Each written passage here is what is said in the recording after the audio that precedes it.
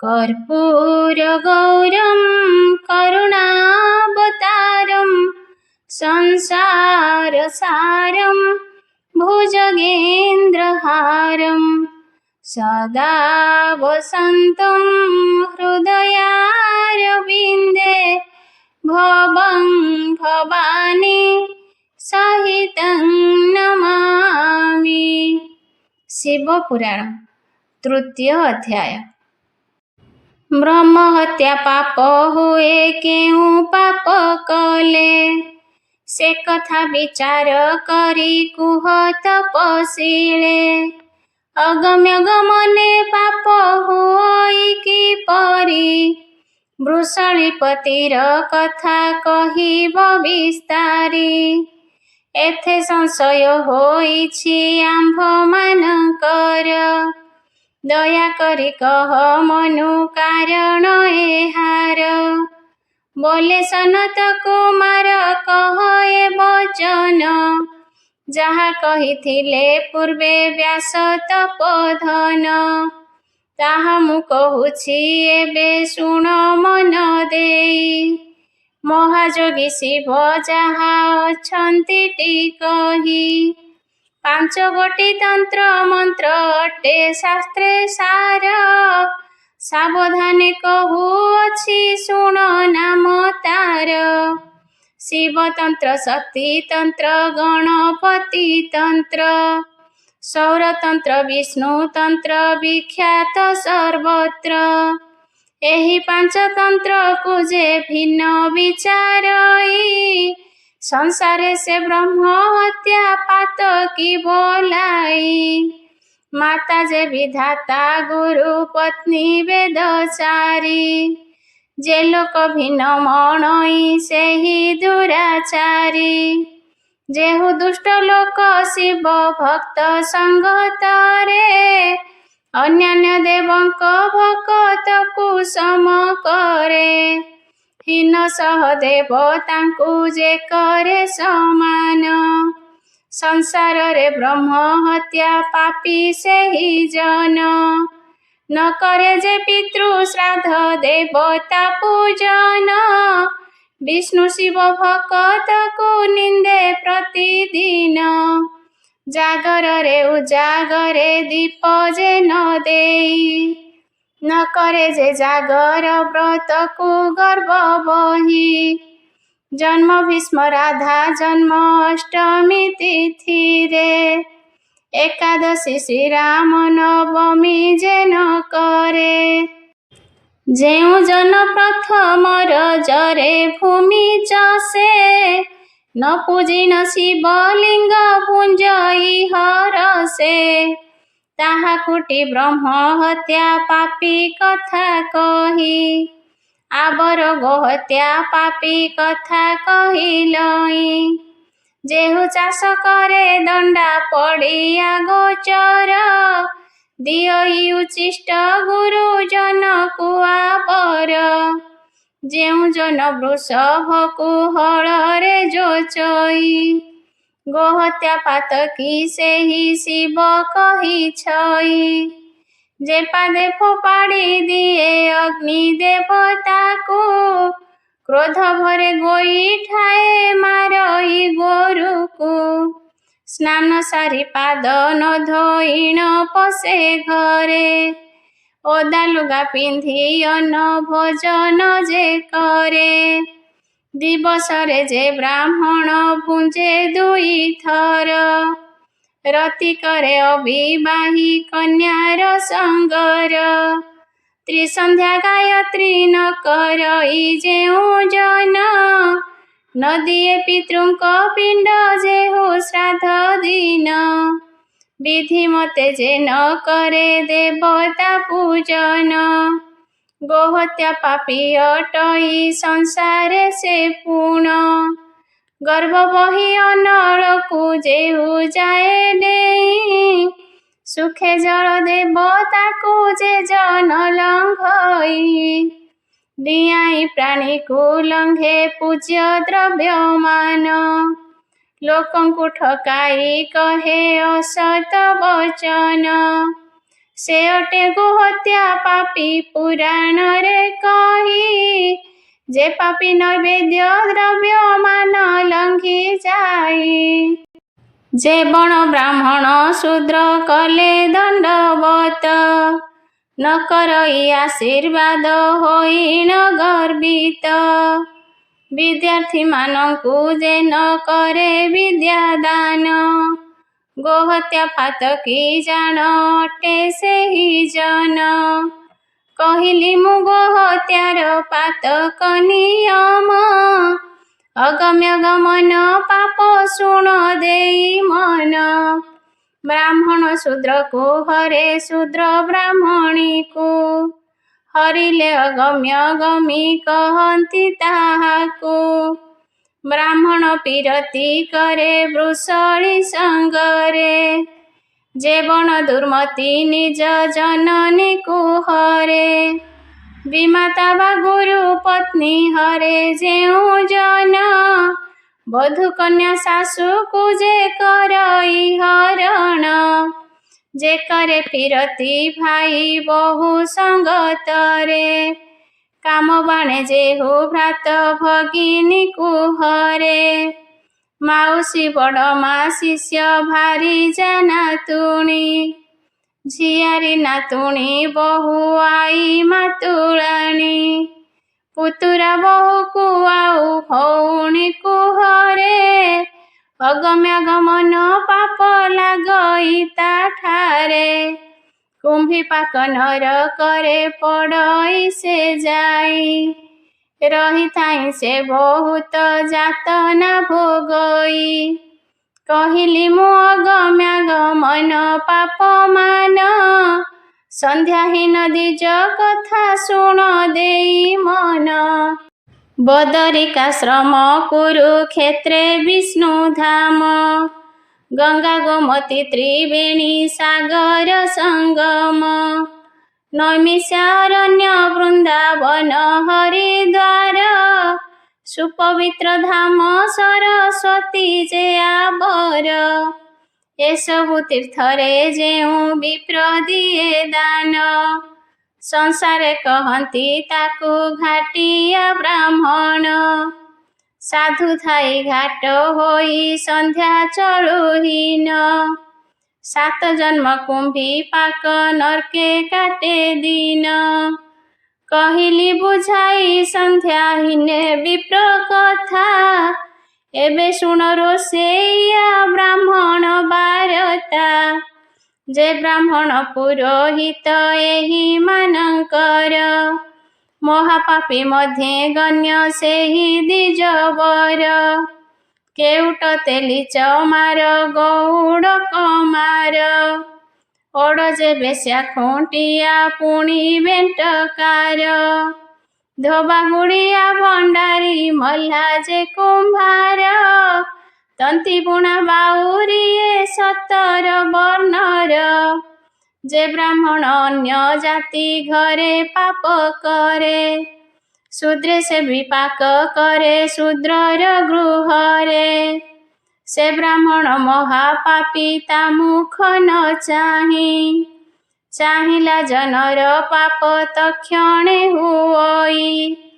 ରୋଷାଇ କରିବା ବିପ୍ର କଥା କହିଲଇଁ, ବୃଷଳିପତି ଚରିତ ଶୁଣ ମନ ଦେଇ।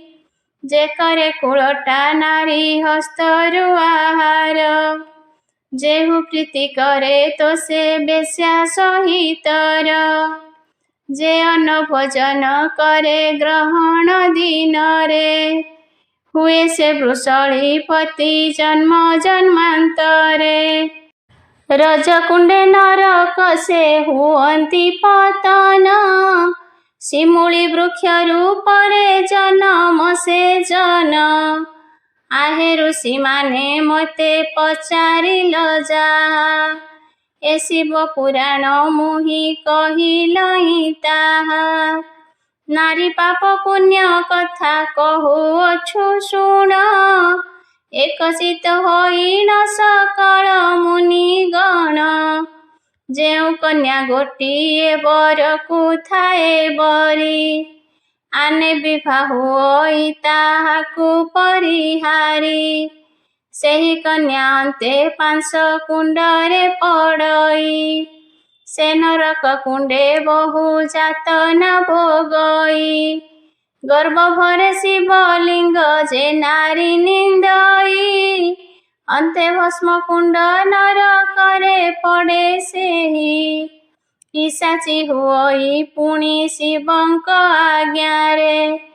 ଦିନ କାଟୁଥାଏ ରକ୍ତ ମାଉଁସ ଆହାରେ। ଯେଉଁ ନାରୀ କ୍ରୋଧ ଭରେ ପତିକି ନିନ୍ଦଇ। ତାହାର ପାତକ କେହି ଗଣି ନ ପାରଇ।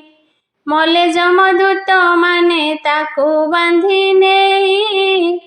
ଉଲକା ମୁଖ ନରକେ ଦିଅନ୍ତି ପକାଇ। ଯେଉଁ ପରିମାଣେ ରୋମ ଥାଏ ତା ଦେହରେ। ଭୋଗ କରେ ନର୍କ ତେତେ କାଳ ପର୍ଯ୍ୟନ୍ତରେ। ପୁଣି 7 ଜନ୍ମ ଯାଏ ବିଧବା ହୁଅଇ। ଶେରମଣି ନିଦାରୁଣ ଦୁଃଖକୁ ଭୋଗଇ। ସେ ବିପ୍ରର ମଣି ଶୂଦ୍ରେ ଦେଖିଣ ସୁନ୍ଦର। କାମେ ମତ ହୋଇ ମାତେ ତାହା ସଙ୍ଗତର। ସେ ନାରୀ ପଡ଼ଇ ଊର୍ଦ୍ଧ୍ୱ ମୁଖ ନରକରେ। ତହିଁ ରହି ଚତୁର୍ଦ୍ଦଶ ମନୁ ଦୁଃଖ କରେ। ପୁଣି ମର୍ତ୍ତେ ବେଶ୍ୟା କୂଳେ ଜନମ ଲଭଇ। ବେଶ୍ୟାଚରଣ କରି ଜୀବନ କାଟଇ। ଯେ ବଣର ମଣି ଶାଶୁ କଥା ନ ମାନଇ। ଗୁରୁଙ୍କୁ ନିନ୍ଦଇ ଯୌବନ ଗର୍ବ ବହି। ଲାଜ ନ କରିଣ ଶ୍ୱଶୁରକୁ ଗାଳି ଦିଏ। ତପ୍ତ ପାଣି ନରକେ ସେ ଚିରକାଳ ଥାଏ। ପର ସଙ୍ଗେ ଯେଉଁ ନାରୀ ପୀରତି କରଇ। ରକ୍ତ କୁଣ୍ଡେ ପଡ଼ି ସଦା ରକତ ପିୟଇ। ନାରୀ ଜନ୍ମ ଲଭେ ସହସ୍ର ବରଷ ଅନ୍ତରେ। 7 ଜନ୍ମର ହୋଇ ସେ ଦୋଚାରୀ ରୂପରେ। ପାପ ପାଇଁ ଯେତେ ଦଣ୍ଡ ଅଛି ଯମପୁରେ। ମନୁଷ୍ୟ ହୋଇଣ ତାହା କେହୁ କହିପାରେ।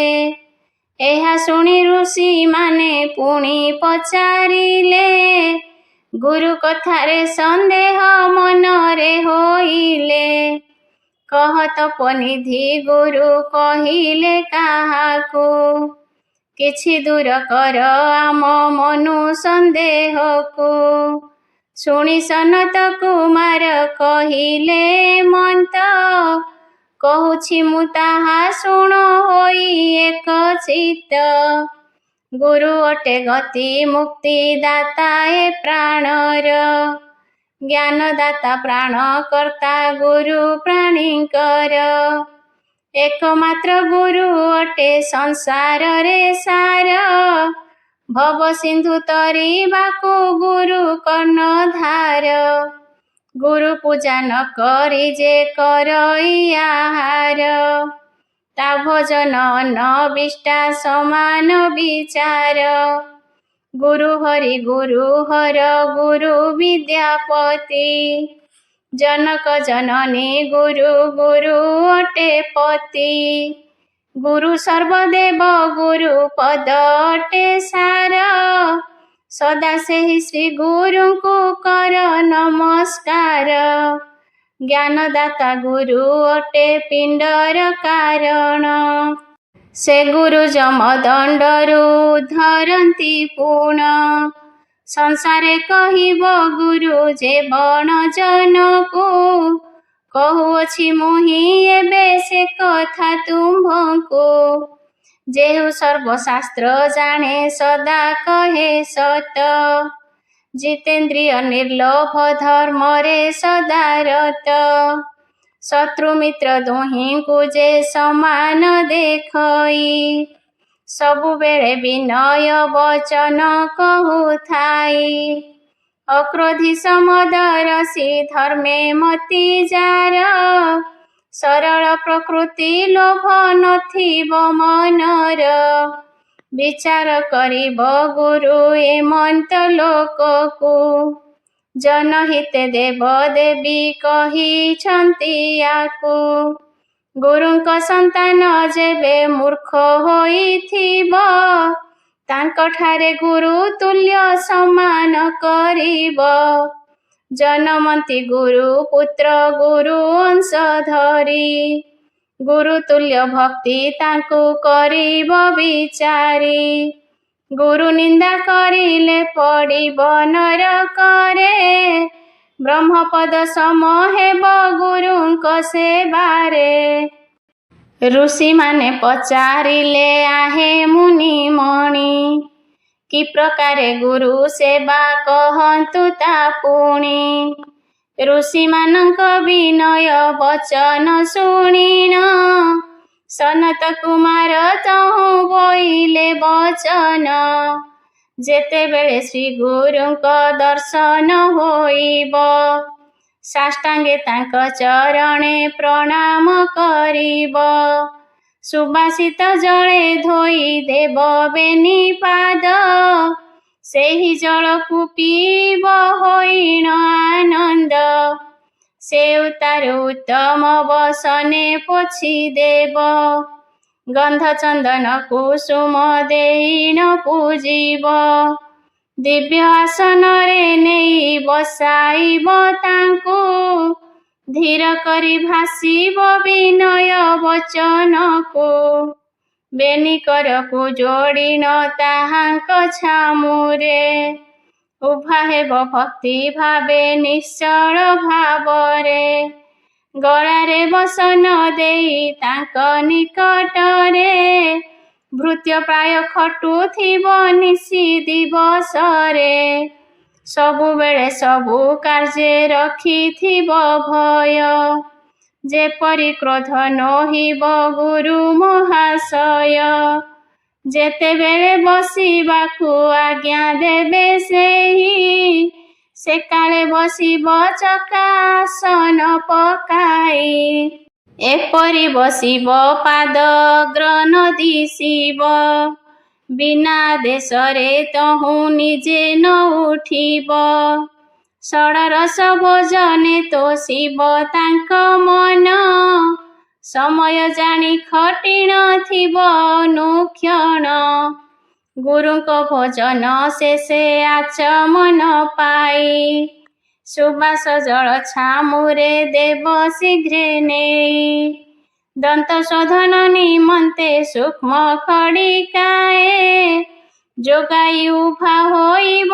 किणा जन प्राए तांबूल देई कोमल सज्जा करी देव धीर धीर करी तांकु चरण चापिब गुरुଙ୍କ भोजन शेष धरामृतकु भोजन करिब मने बही आनंदकु जेते दिन गुरुदेव गृहरे रहिबे पूजुथिब तांक मन जानी भक्ति भावे जेउ दिन गुरुदेव होइबे मेलाणी भृत्य प्राय संगे जीव तांक वस्त्र घेनी जाओ बोली केउठारु गुरु आज्ञा देबे 108 थर दंडवत करिबे गे तांक वाक्य प्रतिपाळी घरकु आसिब मन मध्यरे ताहांकु ध्यान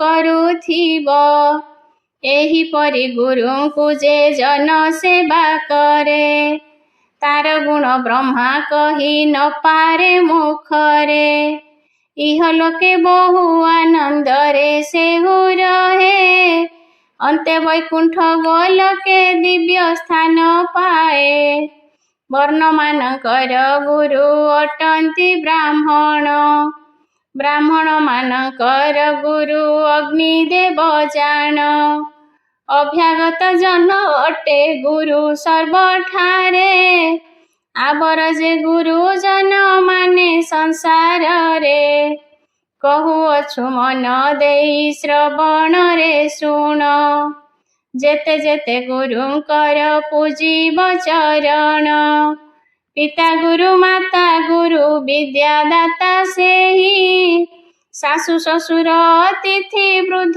बड़ भाई एमाने जे गुरुजन अटंती निकर एमानंकु सेवा कले हेबु भबु पार जेहु एमानंकु पूजा करई भक्ति रे चतुर्वर्ग फल सेहु लभई अछि रे नारी मानकर पति श्री गुरु अटंती हरिहर ब्रह्मा सम कले तांकु भक्ति जेउ नारी दासी परी स्वामी की सेवई सती मध्य गण्य सेही अंते स्वर्ग पाई केउ नारी पति बिना अन्य न जानई पतिव्रता सती अटे संसार रे सेही प्रतिदिन प्रतिपाद धोई जेउ नारी से पद उदक पान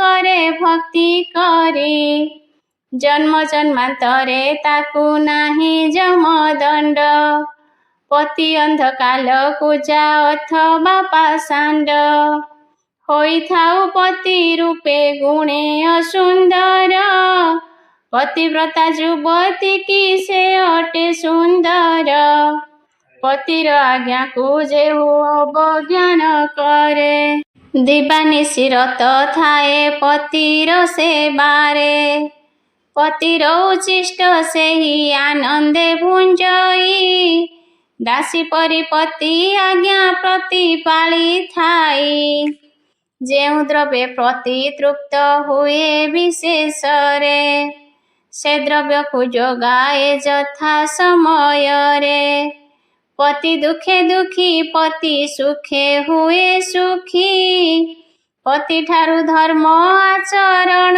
थाए शिखी पति रूपे निरंतर करू थाए ध्यान किणा दासी परी पति पादे रखे मन सेही नारी जगतरे अटे भाग्यवती तार दर्शने पापी माने तरी जाती पतिर दोष को जेउ रमणी न धरे पति पासे केभे वृथा समस्त न करे दोषे बाओ दोषे जेबे पति गाली देई उत्तर न देई ताहा समस्त सहई मान न करी न पति पादे सेवा करे सेही नारी भाग्यवती अटई संसारे गुरुजन को देखिले हुए लज्जावती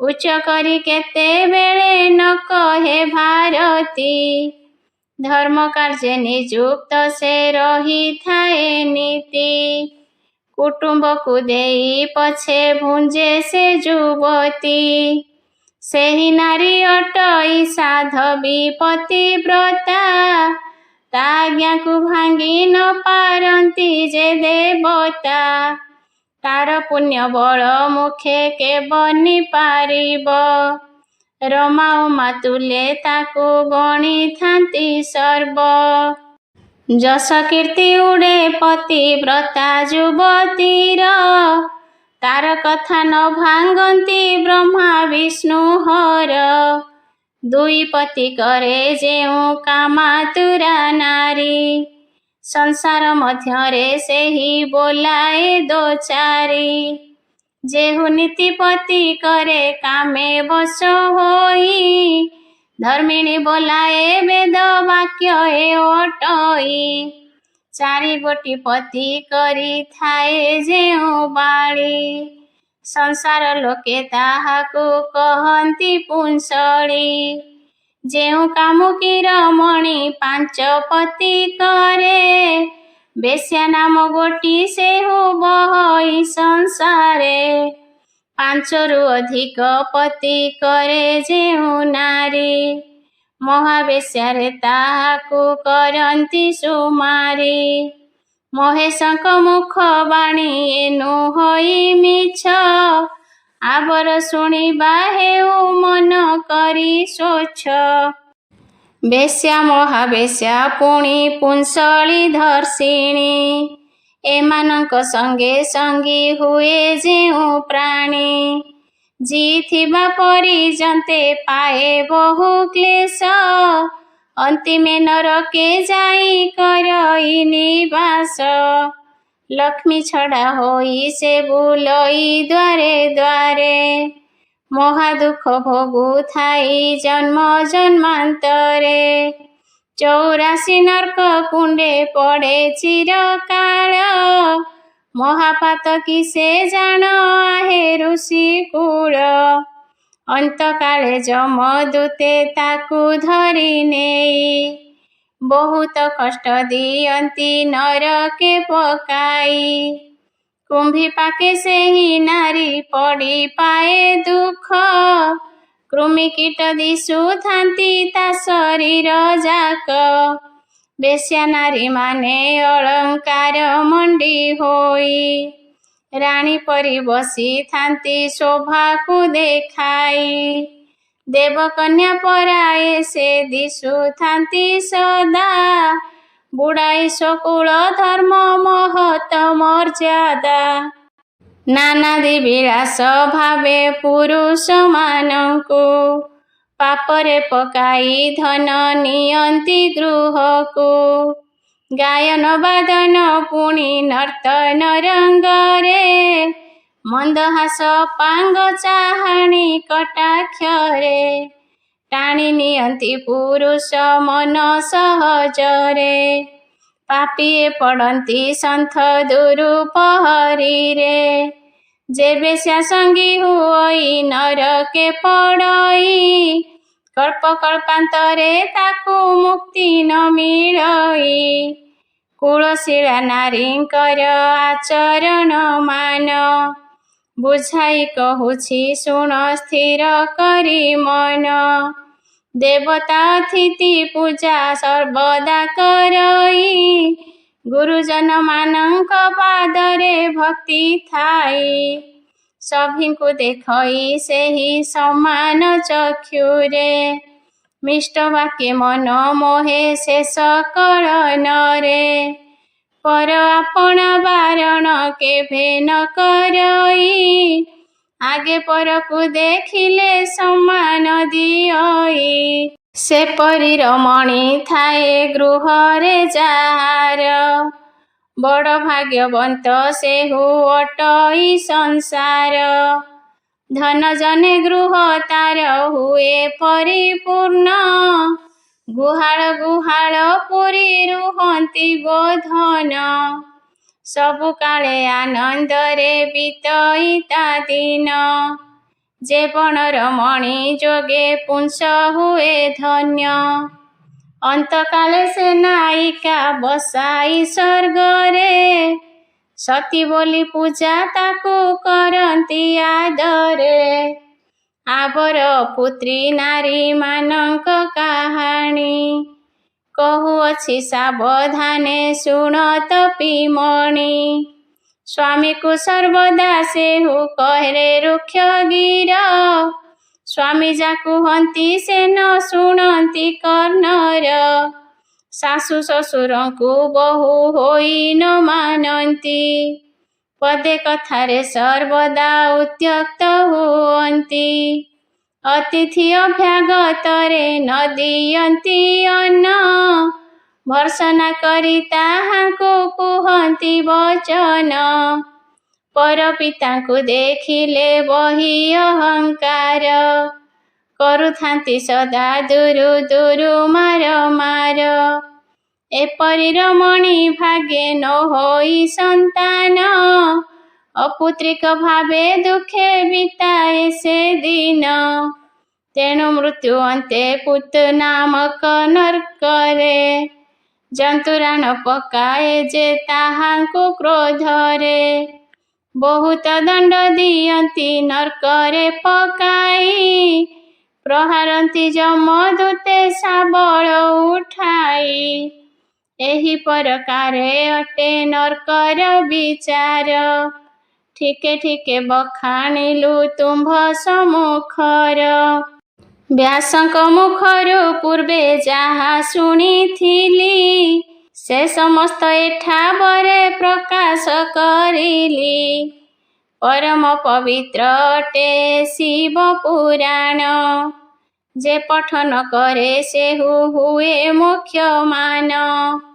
ତେଣୁ ସୁଜ୍ଞଜନଙ୍କୁ ମୁଁ କରେ ନିବେଦନ, ଶିବ ପୁରାଣ ସର୍ବଦା କରନ୍ତୁ ପଠନ। ଯେବେ ଭବସାଗରରୁ ହୋଇବ ଉଦ୍ଧାର, ସମନ ଦଣ୍ଡରୁ ଯେବେ ନିସ୍ତରିବ ନର। ନର୍କ ଦର୍ଶନ ନ କରିବେ ଯେହୁ ନେତ୍ର, ପଢ଼ ବା ଶୁଣ ସୁଚିତରେ ଶିବ ଶାସ୍ତ୍ର। ଅତ୍ୟନ୍ତ ପବିତ୍ର ଏହି ଶିବଙ୍କ ପୁରାଣ, ଶୁଣି ଶୁଣାଇବା ଲୋକ ଲଭଇ କାରଣ। ସେ ମହାଦେବଙ୍କ ପାଦ ପଦ୍ମେ ରଖି ମନ, ଅଧମ କ୍ଷେତ୍ର ମୋହନ କରଇ ରଚନ। ନର୍କକୁଣ୍ଡମାନଙ୍କର ବର୍ଣ୍ଣନା। ଋଷି ଉବାଚ ନମିଷାରଣ୍ୟ ମଧ୍ୟେ ସର୍ବ ଋଷିଗଣ, ସନତ କୁମାର ମୁଖୁ ଶୁଣିନ ପୁରାଣ। ମନ ମଧ୍ୟରେ ଅତ୍ୟନ୍ତ ହରଷିତ ହୋଇ, ପୁଣି ପୁଚ୍ଛା କଲେ ଶୁଣ ଆହେ ତପିସାଇ। କହିଲ ତ ପାପ କଲେ ସମନ ଦଣ୍ଡଇ, ଭିନ୍ନ ଭିନ୍ନ ନରକରେ ନେଇ ନ ପକାଇ। କର୍ମ ଅନୁସାରେ ଫଳ ଭୋଗନ୍ତି ସକଳ, ଆବର ଏକଇ କଥା କୁହ ଧାତା ବଳ। ସେତେ ନର୍କ କୁଣ୍ଡ ଅଛି ଯମ ଭୁବନରେ, ତାହାର ସକଳ ନାମ କୁହନ୍ତୁ ଆମ୍ଭରେ। ତବ ମୁଖ ଶୁଣି ଏହି ଅମୃତ ଚରିତ, ଆମ୍ଭମାନଙ୍କର ପ୍ରାଣ ହୋଇବ କୃତାର୍ଥ। ସନତ କୁମାର ଉବାଚ ଋଷିମାନଙ୍କ ବଚନ ଶୁଣି ଧାତା ସୁତ, ବୋଇଲେ କହୁଛି ଧୀରେ ଶୁଣ ତପୋବନ୍ତ। ଯେତେ ନର୍କ କୁଣ୍ଡ ଅଛି ସଞ୍ଜୀବନୀ ପୁରେ, ଶ୍ରେଷ୍ଠ 84 ଯେହୁ ଅଟେ ତା ମଧ୍ୟରେ। କେବଳ ତାହାରି ନାମ କହିବି ବୁଝାଇ, ଯେଉଁ କୁଣ୍ଡ ମଧ୍ୟେ ପାପୀ ହେଉଛନ୍ତି ଦହି। ଅଗ୍ନିକୁଣ୍ଡ ତପ୍ତ କୁଣ୍ଡ ନାମ ଅଟେ ତାର, ବିଷ୍ଠା ଅଶ୍ରୁମୂତ୍ର ଖର କୁଣ୍ଡ ଯେ ଆବର। ତପତ ସେଦ ଆବର ପୁଣି ମଜା କୁଣ୍ଡ, ମାଂସ ନଖ ଗାତ୍ରାଦି କୁଣ୍ଡରେ ପାନ୍ତି ଦଣ୍ଡ। କୃମି କୁଣ୍ଡେ ପୂର୍ଣ୍ଣ ହୋଇଥାନ୍ତି କୁର୍ମିଗଣ, ତାହା ମଧ୍ୟରେ ପାପୀକୁ ପକାନ୍ତି ନେଇଣ। ଅସ୍ଥି କୁଣ୍ଡ ଯେହୁ ତହିଁ ପୁରି ଥାଏ ହାଡ଼, ଲୌହ କୁଣ୍ଡେ ଲୁହ କଣ୍ଟା ପୁରି ଅଛି କୁଢ଼। ଭୟାନକ କୁଣ୍ଡ ଏକା ତାମ୍ରେ ଅଛି ରହି, ତା ମଧ୍ୟେ ତୈଳ ଫୁଟେ ଟକ ଟକ ହୋଇ।